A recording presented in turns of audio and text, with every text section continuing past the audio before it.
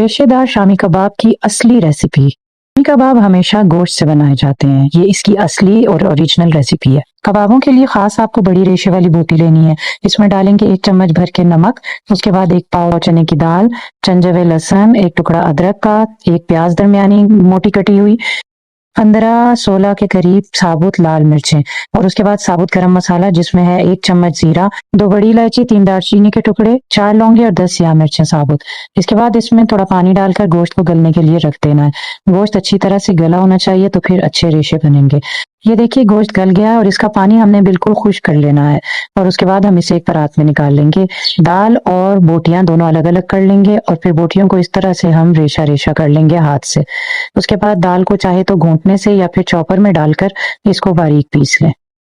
ये दाल बारीक पीसने के बाद इसमें हमने शामिल कर दिया है वो जो बोटियां रेशा की हुई थी और फिर हम लेंगे 1 दरमियानी प्याज, थोड़ा सा पुदीना, 1 अदरक का टुकड़ा और हरी मिर्चें, इन्हें भी बारीक चॉप करके इसी में मिला लेना है और साथ हमें डालना है 1 अंडा। हम इस मसाले में अंडा डालेंगे, सिर्फ 1 अंडा। उसका फायदा ये होगा कि जब अंदर अंडा हम शामिल कर देंगे तो हमें हर बार शामी कबाब को अंडा लगाकर तलने की जरूरत नहीं होगी। ये असल रेसिपी है और इसी तरह से कबाब के मसाले के अंदर अंडा शामिल किया जाए। इस तरह कबाब कम ऑयल में तले जाते हैं। ये देखिए अब ये कबाब का मसाला तैयार हो गया है। बस इसके दरमियाने साइज के गोले बनाने के बाद हमने उसे कबाब की शक्ल दे लेनी है और इस तरह से हमें तमाम कबाब तैयार कर लेने हैं। अगर आपके हाथ को ज्यादा चिपकने लगे तो आप थोड़ा सा हाथ नम कर लें और उसके बाद कबाब का मसाला लेकर उससे कबाब बनाएं अपनी हथेली पे। किनारे निस्बतन पतले होने चाहिए और दरमियान में थोड़ा सा मोटा। इस तरह से ये कबाब की टिकिया बन जाएगी। इस मसाले से 25 से 30 शामी कबाब तैयार होंगे। मैं बाकी कबाब फ्रीज कर दूंगी। मुझे इस वक्त 2 या 3 कबाब तलने हैं, वो आपको तल के दिखाती हूँ। हमने बहुत थोड़ा सा तेल ले लिया इसलिए हम इसे तवे पे ही फ्राई करेंगे। मैंने फ्राइंग पैन इस्तेमाल नहीं किया।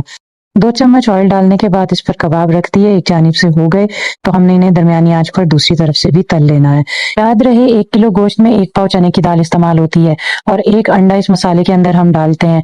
बाजार में इस तरह से शामी कबाब नहीं बनाए जाते, वो दाल का रेशो बहुत ज्यादा रखते हैं ताकि कम गोश्त में ज्यादा कबाब बना सकें और इसलिए हर बार कबाब तलने के लिए उस पर अंडा लगाना पड़ता है। ये देखें कबाब फ्राई होने के बाद मैं आपको तोड़ कर दिखा रही हूँ कैसे रेशे इसमें नजर आ रहे हैं। बस हमें इसको केचप या खाने के साथ सर्व करना है और फिर दाद समेटनी है। बकरीद पर शामी कबाब इस तरह से बनाएं और मेहमानों की दावत